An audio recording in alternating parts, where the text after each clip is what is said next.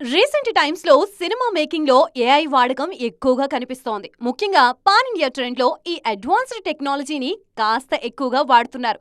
కూలీ సినిమాలో Rajinikanth young version ను ఏఐ లోనే క్రియేట్ చేశారు మేకర్స్.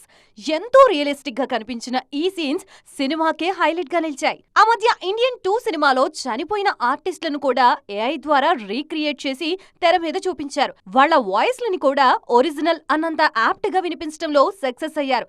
అందుకే ఈ టెక్నాలజీ సినీ రంగంలో కీలక మార్పులు తీసుకొస్తుందని భావిస్తున్నారు. ముఖ్యంగా ఆర్టిస్టులతో అవసరం లేకుండానే సినిమాలు చేసే పరిస్థితి రావచ్చని అంచనాలున్నాయి. కేవలం స్టార్ స్పేస్ వాడుకున్నందుకు పేమెంట్ ఇచ్చి పూర్తిగా ఏఐతో సినిమా చేసినా ఆశ్చర్యపోవాల్సిన అవసరం లేదన్న చర్చ జరుగుతోంది.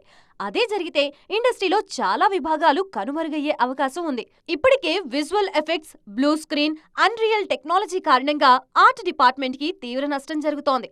ఇప్పుడు ఏఐ వాడకం కూడా పెరగడంతో స్క్రిప్ట్, మ్యూజిక్, యాక్టింగ్ ఇలా ఎన్నో విభాగాల్లో మ్యాన్ పవర్ అవసరమే లేకుండా పోయే పరిస్థితి ఉంది. మరి సిచ్యువేషన్ ని ఇండస్ట్రీ ఎలా హ్యాండిల్ చేస్తోందో చూడాలి.